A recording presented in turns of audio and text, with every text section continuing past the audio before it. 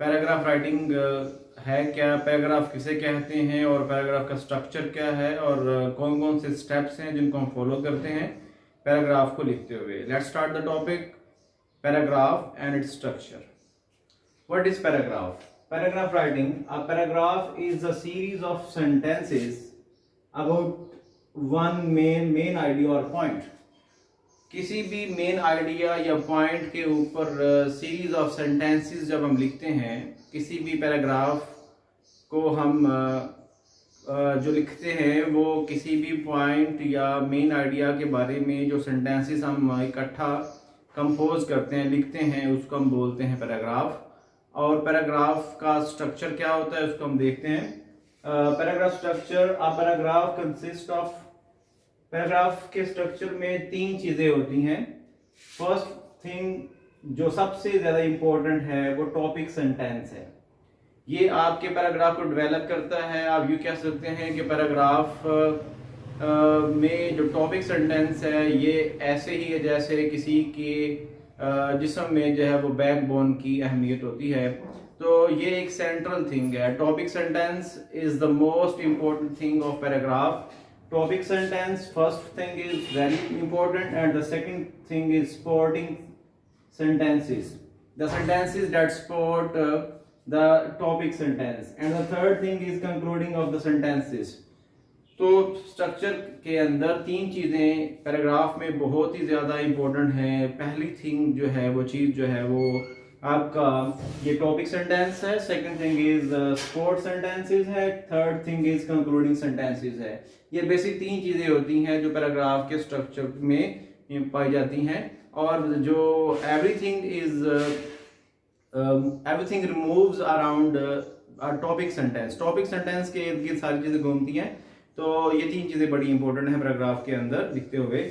और सबसे अब हम देखते हैं टॉपिक सेंटेंस क्या होता है, सपोर्टिंग सेंटेंसेस कौन से वाले होते हैं, कंक्लूडिंग सेंटेंसेस कौन से वाले होते हैं, इसके बारे में देखते हैं हम। टॉपिक सेंटेंस क्या है? In most cases the first sentence of a paragraph is the topic sentence. Topic sentence most of the cases में सेंटेंस पैराग्राफ के स्टार्ट में लिखा जाता है। Sometimes it may come in between the lines और it may come in the middle of the paragraph. Paragraph के middle में भी ये टॉपिक सेंटेंस आ सकता है, but most of the time topic sentence appears in the first sentence of the paragraph. Paragraph के पहले सेंटेंस में टॉपिक सेंटेंस आता है। Topic sentence comes in the first sentence of the paragraph. The topic sentence tells you what the paragraph will be about. Topic sentence क्या बताता है? ये बताता है आपको कि पैराग्राफ में कौन से आइडियाज, कौन सी बात की जा रही है। तो यूं कह सकते हैं topic sentence is the crux of the paragraph. और ये इसके गिर्द ही सारी चीजें जो है वो पैराग्राफ के अंदर सेंटेंसेस मूव करते हैं। और पैराग्राफ में टॉपिक सेंटेंस क्या बताता है? The topic sentence tells you what the paragraph will be about, कि पैराग्राफ में क्या कहा जाएगा और क्या किस चीज के बारे में है। अब उसके बाद टॉपिक सेंटेंस के बाद है supporting sentences in paragraph. Supporting sentences जो होते हैं, the topic sentence is followed by the support sentences. Topic sentence के बाद पैराग्राफ में टॉपिक सेंटेंस लिखने के बाद फिर आपके सपोर्ट सेंटेंसेस आते हैं। The sentences which support the topic sentence in paragraph are called supporting sentences. और सपोर्ट सेंटेंसेस और supporting sentences expand on the topic sentence. और ये जो टॉपिक सेंटेंस है इसको एक्सपैंड करता है। सपोर्टिंग सेंटेंस का फंक्शन क्या है? It expands the topic sentence. Topic sentence से रेलेवेंट जो चीजें हैं उनको एक्सपैंड करता है सेंटेंसेस के साथ। Support sentences should be presented in a systematic वे। और सपोर्टिंग सेंटेंसेस या सपोर्ट सेंटेंसेस पैराग्राफ के अंदर उनको एक सिस्टमैटिक वे में लिखा जाना चाहिए। जैसे कि ऑर्डर ऑफ इंपॉर्टेंस, आपने जो इंपॉर्टेंस वाइज सबसे ज्यादा इंपॉर्टेंट चीजें हैं पैराग्राफ में टॉपिक सेंटेंस से रेलेवेंट उनको पहले लिखें, फिर उसके बाद जो है वो क्रोनोलॉजिकल ऑर्डर में आपने चीजों को लिखना है। तो supporting sentence must be written in paragraph in a systematic way. And the third thing regarding the structure of paragraph is concluding sentences.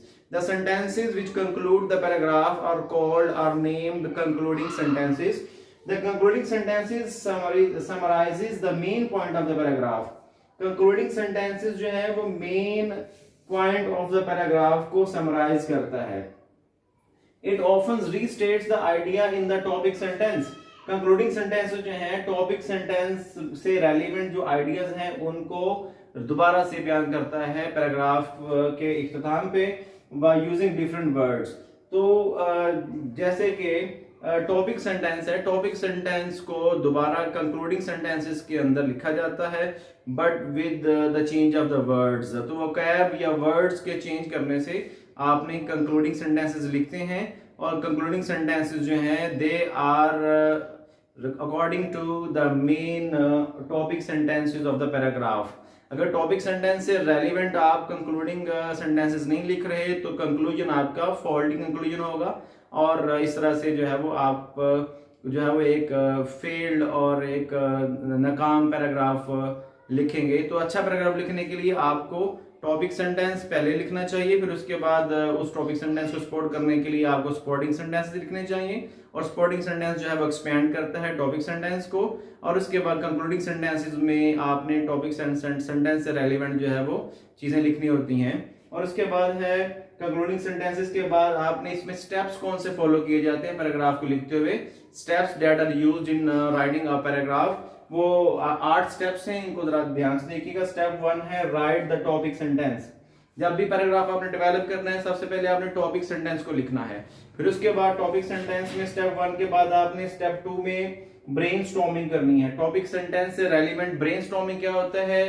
The ideas which occur in your mind about the topic sentence. Topic sentence के हवाले से या topic के हवाले से जो ideas आपके जहन में आते हैं टॉपिक सेंटेंस को सपोर्ट करने के लिए, एक्सपेंड करने के लिए, जो आपके जहन में आइडियाज आते हैं, जो सोचते हैं आप, उसको बोलते हैं ब्रेनस्टॉर्मिंग। तो सबसे पहले टॉपिक सेंटेंस लिखें, उसके बाद स्टेप 2 में ब्रेनस्टॉर्मिंग करें और उसके बाद स्टेप 3 में प्लानिंग ऑफ आइडियाज। ब्रेनस्टॉर्मिंग के बाद जो आपके जहन में आइडियाज आए हैं उन आइडियाज को प्लान करेंगे कौन सा आइडिया पहले लिखा जाएगा जो कि आपके पैराग्राफ को बेहतर बनाए।